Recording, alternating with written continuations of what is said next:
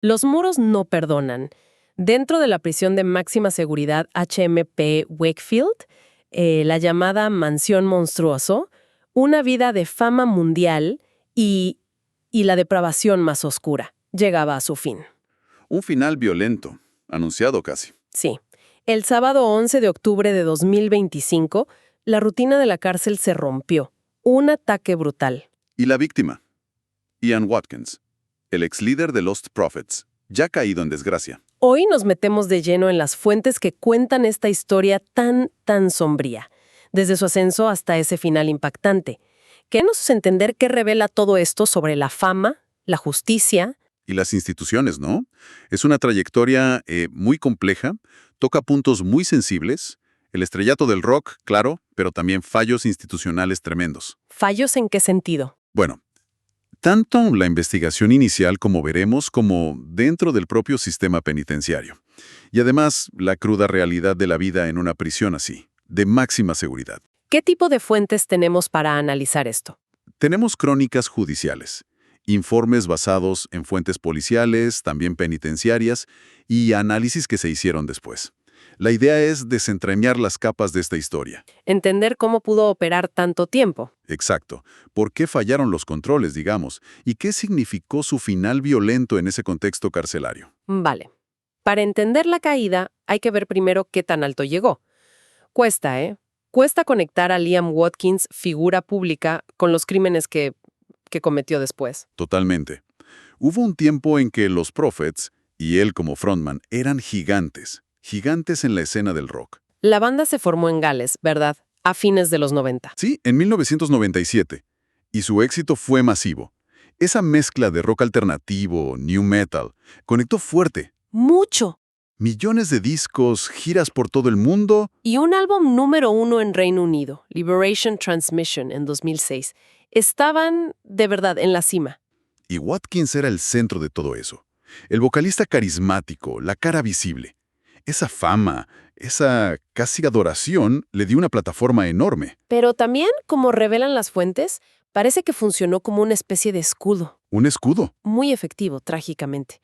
Porque detrás de esa fachada, se escondía un comportamiento depredador. Y lo más perturbador, como documentan algunas fuentes, es que hubo advertencias. Advertencias tempranas. Sí. Señales claras que fueron ignoradas o minimizadas. Entre 2008 y 2012, la policía de Gales del Sur recibió varias denuncias creíbles. ¿Denuncias sobre qué exactamente? ¿Qué sabían las autoridades? Mira, según los informes, venían de fuentes como una exnovia, otros testigos. Detallaban presuntos abusos a menores por parte de Watkins. Hablaban de agresiones sexuales, incluso de darles drogas a niños, acusaciones gravísimas. Gravísimas y recurrentes, al parecer. Sí, y sin embargo... No pasó nada. Legalmente, quiero decir. Es increíble pensar que con denuncias así no se actuara. Las fuentes explican por qué. ¿Por qué falló esa primera línea? Ese es uno de los puntos más críticos, más polémicos del caso. Las fuentes apuntan a un fallo sistémico. No se presentaron cargos en ese momento. ¿Por qué? Se debate, ¿no? Si su estatus de celebridad influyó, si creó como una barrera inconsciente para que las autoridades vieran la monstruosidad de lo que se denunciaba, o si hubo otros fallos de procedimiento. ¿Quién sabe? Lo cierto es que esa inacción permitió, según las investigaciones que vinieron después, que sus crímenes siguieran por al menos 4 años más. 4 años. Es una lección clave que sale de esto, ¿no? Cómo la fama puede distorsionar la percepción, incluso institucional, y crear puntos ciegos muy peligrosos. Qué terrible pensar en el daño extra causado en esos años. ¿Y cómo hacía para mantener esa doble vida? Incluso con su gente cercana, la banda. Por lo visto explotaba su estatus. Pedía camerinos privados separados del resto. Ah, claro. Donde presuntamente ocurrían muchos de los abusos. Sus compañeros de banda sí notaron que estaba cada vez más errático, que abusaba más de las drogas, pero después declararon públicamente que estaban devastados, asqueados, que no sabían la verdadera naturaleza, la escala de lo que hacía. El contraste es brutal. Esas advertencias ignoradas y cómo, al final, se destapó todo. Es casi irónico. Muy irónico, ¿sí? ¿Por qué no fueron esas denuncias directas las que lo hicieron caer? Entonces, ¿qué fue? Lo que derrumbó todo fue algo mucho más rutinario, digamos. Casi banal si lo comparas con la gravedad de sus crímenes ocultos. Una orden de registro por drogas. Una redada por drogas. Así empezó todo. Así empezó el fin, ¿sí? El 21 de septiembre de 2012, la policía allanó su casa en Pontypridd con esa orden. Y ahí, durante el registro, encontraron el material que cambió todo. Las computadoras, los teléfonos. Exacto. Computadoras, móviles, discos duros. Todo un archivo digital que contenía la evidencia de sus abusos. Y eso activó la investigación formal, la Operación Globe. Justo. A partir de esos hallazgos se lanzó la Operación Globe. Y lo que descubrieron, los investigadores lo describieron como una escala horrenda de comportamiento depravado. La cantidad de evidencia digital era abrumadora. Y compleja de analizar, imagino. Muy compleja, tanto que necesitaron ayuda especializada. ¿De quién? Del GCHQ, la Agencia de Inteligencia Británica, experta en comunicaciones y criptografía. ¡Wow! Es que Watkins había ocultado parte de la evidencia. Usó un cifrado manzado en un disco duro, y el GCHQ fue clave para desencriptar eso. ¿Y qué encontraron ahí dentro? La prueba definitiva.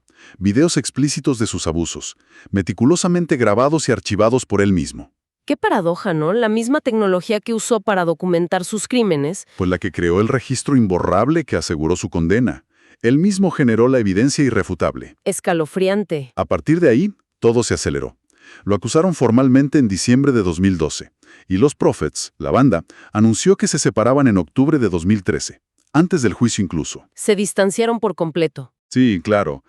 Imagino el shock para ellos, para los fans, descubrir la verdad sobre la persona que admiraban. Debió ser un golpe durísimo. Absolutamente. Y bueno, ante esa montaña de pruebas digitales, la defensa de Watkins era insostenible. El 26 de noviembre de 2013 se declaró culpable. ¿De cuántos cargos? De 13 cargos. Muy graves. ¿13 cargos? Y lo que reveló el juicio, las palabras del juez, fueron tremendas, ¿no? Reflejaron la conmoción general. Durísimas. Muy citadas después. El 18 de diciembre de 2013, en Cardiff, el juez John Royce lo sentenció a 29 años de prisión efectiva. Solo 29. Efectiva. Más 6 años adicionales bajo supervisión estricta si salía en libertad condicional. Lo que llaman licencia en el sistema británico. O sea, 35 años en total bajo control del Estado. Ah, vale. 35 años. Y no fue el único condenado, ¿verdad? No. Dos mujeres, que eran madres de 2 de las víctimas infantiles, fueron encontradas cómplices. Facilitaron algunos de los abusos. ¡Qué terrible! Sí. Recibieron sentencias importantes también. 14 y 17 años de prisión. ¿Y qué dijo el juez sobre Watkins? Esas palabras quedaron marcadas. Lo llamó depredador sexual manipulador y peligroso. Dijo que sus actos se hundieron en nuevas profundidades de depravación. Nuevas profundidades. Sí. Y que la naturaleza y la escala de su maldad abrían nuevos caminos en la historia criminal británica. Incluso un policía de alto rango dijo que era potencialmente el delincuente sexual más peligroso con el que se había topado. ¡Qué fuerte! ¿Y los cargos específicos? Aunque sean duros de escuchar, dan una idea de esa depravación que mencionaba el juez. Dan una idea, sí, son horrendos. Incluían intento de violación de un bebé, agresión sexual a un niño de 1 año, Dios mío. incitar a una fan a abusar de su propio hijo por webcam mientras él miraba, y crear y poseer cantidades masivas de material de abuso infantil, gráfico, extremo, incluso una imagen con un animal, son actos que desafían la comprensión. Es casi imposible procesar eso. Y él, Watkins, mostró algún arrepentimiento, alguna señal de entender la enormidad de lo que hizo. Aquí la historia se pone todavía más oscura, si es posible. Las fuentes indican todo lo contrario. Hay una grabación. ¿Una grabación? Sí, de una llamada telefónica que hizo desde la cárcel, apenas un día después de declararse culpable, y se le escucha referirse a sus crímenes sexuales diciendo «megalols». ¿Megalols? No, no puedo creerlo. ¿Megalols? Es monstruoso. Una desconexión total. Una falta absoluta de empatía, sí. Intentó apelar la sentencia en 2014, la duración, pero lo rechazaron rápido. Su destino estaba sellado. Y el lugar donde cumpliría condena era clave. La prisión HMP Wakefield. La mansión monstruo.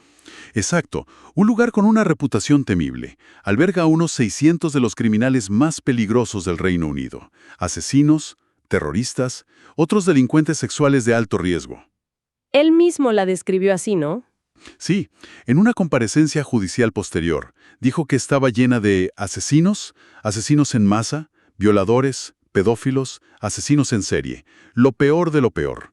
Y claro, con la notoriedad de su caso, la naturaleza de sus crímenes, sobre todo contra niños, se convirtió en un blanco fácil ahí dentro. Inmediato. Dentro de la jerarquía de la cárcel, sí. Y las fuentes cuentan que su década en Wakefield fue muy violenta, no fue nada tranquila. Para nada. Fue un infierno constante según los informes. Sufrió múltiples ataques. ¿Cómo cuáles? Se reportó un apuñalamiento con un cepillo de dientes afilado. Imagínate, supuestamente por una deuda de drogas. Tuvo que pagar protección a otros reclusos. La violencia era una amenaza constante para él. Y esa violencia fue a más con el tiempo, ¿cierto? Sí, fue escalando. En 2019 le sumaron 10 meses a la condena por tener un móvil ilegal en la celda. ¿Un móvil? Él dijo que otros reclusos, asesinos conocidos según él, lo obligaron a guardarlo. Una excusa que no coló, claro, pero refleja esa dinámica de poder, de coacción que hay ahí dentro. Terrible. Y si les interesan estas historias con giros tan inesperados, asegúrense de estar suscritos a Starscope Español. Tenemos más relatos impactantes en camino. Pero hubo un incidente todavía más grave antes del final, ¿verdad? Sí, eso te iba a preguntar. Algo pasó en 2023. Correcto. En 2023 lo tomaron como rehén. 6 horas. Otros 3 reclusos. 6 horas. ¿Y qué le hicieron? Lo golpearon y apuñalaron repetidamente. Sorprendentemente, sobrevivió a ese ataque. Con heridas graves, pero sobrevivió. A ver, este patrón de ataques, tan violentos, tan específicos contra él, plantea dudas serias sobre cómo funcionaba la prisión, ¿no? Si era un blanco tan obvio, ¿por qué no lo protegieron mejor? Esa es la pregunta fundamental que surge de las fuentes. Este patrón recurrente de violencia sugiere un posible fallo grave del servicio penitenciario en su deber de protegerlo. Había señales por todos lados. Clarísimas. El secuestro fue una señal inequívoca de que su vida corría un peligro extremo y constante.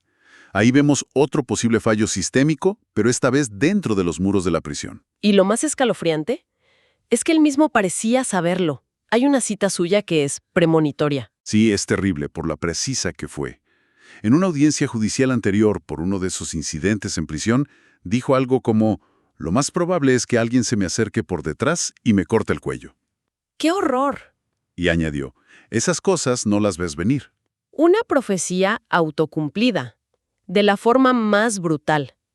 Y finalmente, ese momento que él temía, llegó. Llegó. El sábado 11 de octubre de 2025. Por la mañana, poco después de abrir las celdas, sobre las 9:39 a.m., el personal de Wakefield llamó a la policía. Urgente. ¿Qué reportaron? El reporte inicial fue de un asalto grave a un prisionero. Y ese prisionero era Ian Watkins.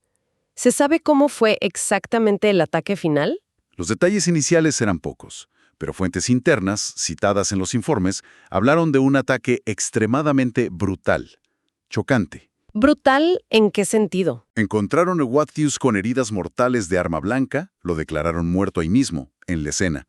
Las fuentes hablan de un corte en la garganta, que afectó la yugular, una pérdida de sangre masiva, muy rápida. Dios mío, una muerte increíblemente violenta. ¿Y qué pasó en la prisión en ese momento? Entró en confinamiento total, lockdown, de inmediato. Sonaron las alarmas, todos los reclusos a sus celdas mientras acordonaban la escena y empezaba la investigación policial. La policía de West Yorkshire asumió el caso como asesinato. Inmediatamente, el equipo de homicidios y consultas mayores se hizo cargo. Al ser una prisión de máxima seguridad, un entorno teóricamente controlado, pudieron actuar rápido, dentro de lo que cabe. Identificaron rápido a los responsables. Sorprendentemente rápido, sí.